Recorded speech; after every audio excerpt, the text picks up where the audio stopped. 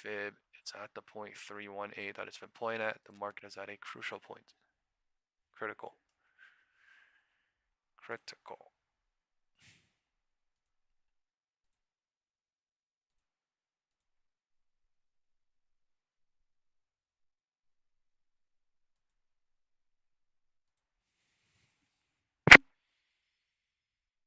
Critical. Morning, Lauren. You got to tell me about Kevin Warsh. If confirmed by the Senate, he replaces Jay Powell in May. It's ironic because Warsh was passed over as Fed chair during Trump's first term. He stayed in close contact. The president Market says reacts this, as I've known bonds Kevin rise for a as long period Warsh of is time seen and as a have no hawk. doubt that he will go down as one of the great Fed chairmen. Warsh is 55. He was Fed governor from 2006 to 2011. Bonds rise as Partner Warsh at seen an as a elite private hawk. investment firm. Comes from a family of Republican donors, and like Powell, he is not a PhD economist. But Wall Street sees him as an inflation hawk and therefore less likely to cut interest rates. That's why bond yields are up. This is what Senator Elizabeth Warren says. I guess you can say she'll be voting no. She says, in part, former Fed Governor Kevin Warsh, who cared more about helping Wall Street after the 2008 crash than millions of unemployed Americans, has apparently passed the loyalty test. This nomination is the latest step in Trump's attempt to seize control of the Fed. Of the 7 governors on the Fed, Trump has appointed 4. I got that wrong. I thought you wanted lower interest rates. He might have shifted his tune. He has been in close contact with the President of the United States, but Wall Street saw him as a hawk. Look at this candle, and man. we still do. Okay. I think you And you still do. Can you explain to me, therefore, how it is that gold and silver plummeted when the news of Warsh's appointment came out? Because he's more of a hawk, right? He's more about raising rates instead of cutting rates and making the dollar stronger, not weaker. That's the situation. Right. And still bearish looks like. Well, listen, it is a huge sell-off in gold, but look what gold has done. It is parabolic. If you look at the chart, it goes straight up. And so therefore, this does not surprise you that it's pulling back. In fact, I would suspect it's going to pull back more along with all the other precious metals. There's a lot of people going to get margin calls this morning. And what's that going to do? It's then going to force more selling. Let's turn to Apple. They turned in a stellar performance yesterday after the closing bell. Huge revenue gains, solid iPhone sales. Did it disappoint? The stock's not doing much. Did it disappoint on AI? This is for you. No, I don't. Well, listen, it disappointed maybe on a little bit of AI because they're in the middle of that reconstruction phase of their AI. So they're using their own Gemini, plus they're using Google. They're using their own AI plus Google to create this new Siri product. Like I think it's going to be very good. So listen, you can see Apple's up right now. So the market actually likes what they heard, and they understand where Apple is in that AI race, and so they're not that concerned about it. I think Apple's a buy. You think it's a buy? Yep. That's certainly a very restrained rally after a report like that. Well, it is a restrained rally, but look what's happening. The broader market is under pressure. Tech is under bearish. pressure. And so the fact that it's even up at the moment is a positive sign. Okay. Stay there, please, for the hour, if you would.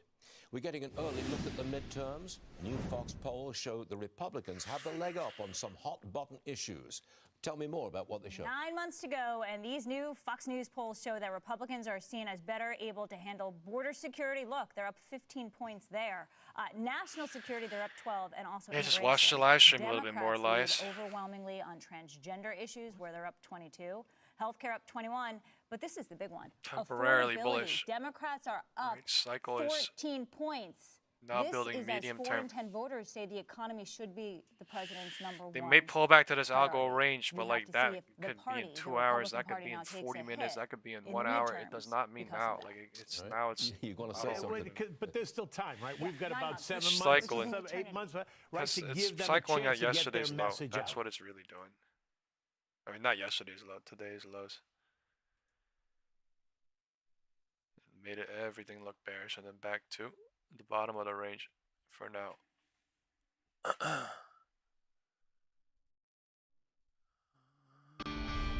We're back on Morning Trade Live. Let's focus on the tech story of 2026. That's the memory stock rally. Check out what SanDisk, Micron, Western Digital, and Seagate have done so far just this month.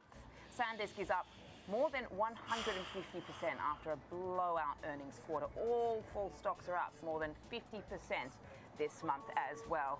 And as I mentioned, we are seeing rejection is trying back to the algo range. This does not mean it's going to fall through the top. Okay, it fell through the top of the algo range.